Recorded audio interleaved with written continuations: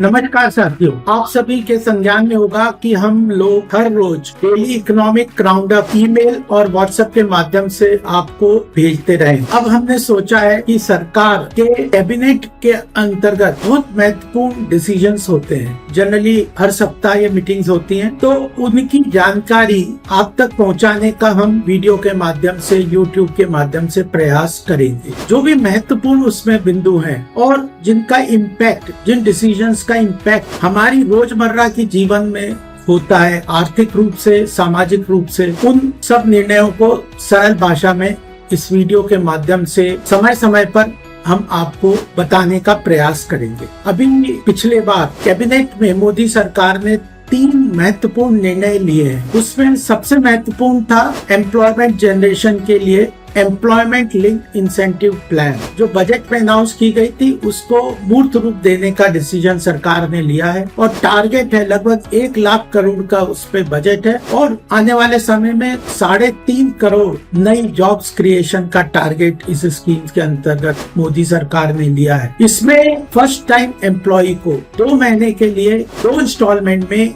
15,000 रुपए का राशि दी जाएगी। टोटल राशि फर्स्ट टाइम एम्प्लॉय को 15,000 रुपए की सरकार के द्वारा दी जाएगी 2 इंस्टॉलमेंट। और एम्प्लॉयर को भी इंसेंटिवाइज करने के लिए, न्यू एम्प्लॉयज लेने के लिए एम्प्लॉयर को पर एम्प्लॉय 3,000 रुपया मासिक 2 साल तक दिया जाएगा फर्स्ट टाइम एम्प्लॉय करने के लिए। यह सभी के लिए लागू है। मैन्युफैक्चरिंग सेक्टर्स के लिए तो 4 साल तक यह राशि एम्प्लॉयर को मिलेगी। तो एम्प्लॉयर को भी इंसेंटिव है न्यू एम्प्लॉयमेंट जनरेशन की और फर्स्ट टाइम एम्प्लॉय को एक एडिशनल सरकार बेनिफिट देगी। दूसरा महत्वपूर्ण निर्णय जो सरकार ने इसमें लिया है, अनुसंधान, रिसर्च एंड इनोवेशन डेवलपमेंट के ऊपर सरकार का महत्वपूर्ण निर्णय है। उसमें भी 1 लाख करोड़ का बजट अनुसंधान नेशनल रिसर्च फाउंडेशन के माध्यम से सरकार ने रिसर्च डेवलपमेंट के लिए निर्धारित किया है। वह जो कंपनियां, जो प्रोडक्ट, जो नए इनोवेशंस कोई लेके आता है, तो उसको मार्केट कनेक्शन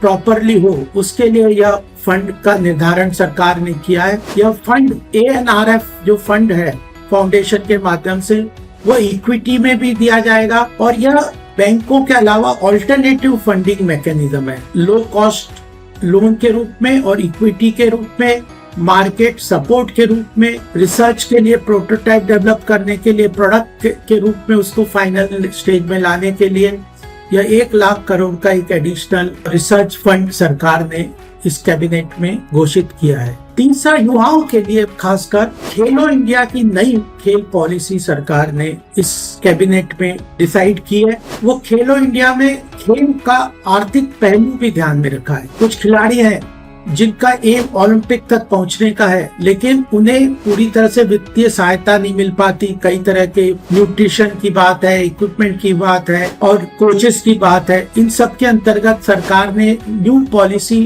खेलो इंडिया के अंदर कैबिनेट में अप्रूव की है। न्यू एजुकेशन पॉलिसी के अंतर्गत भी इसको समाहित किया जाएगा और इंफ्रास्ट्रक्चर सरकार अपनी तरफ से स्टेडियम बनाने हैं, खेल कूद के इंफ्रास्ट्रक्चर डेवलप करने हैं, नए खेलों के लिए तरह तरह की सुविधाएं उपलब्ध करानी है। उनको ग्लोबल पार्टिसिपेशन के लिए जाने के लिए सरकार सभी तरह के जो पॉलिसी के रूप में स्टैंडर्ड पॉलिसी लेके आई है, ताकि इंडिविजुअली जो पूरी तरह से जिनका अपना ग्रामीण क्षेत्र में, सुदूर ट्राइबल क्षेत्र में जो लोग हैं, उन लोगों को भी इस सुविधा का लाभ मिले। तो यह 3 महत्वपूर्ण निर्णय इस कैबिनेट में लिए गए।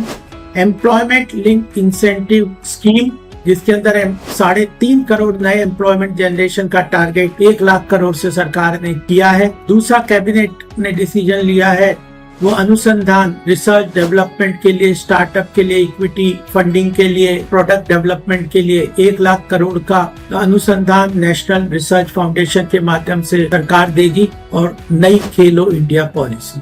ये तीनों आम लोगों के रोजमर्रा के जीवन में एक महत्वपूर्ण सहयोग प्रदान करेंगे और महत्वपूर्ण बदलाव भी लाएंगे। इसलिए हमने सोचा कि इन निर्णयों को आपके साथ साझा किया जाए। बहुत बहुत धन्यवाद। नमस्कार।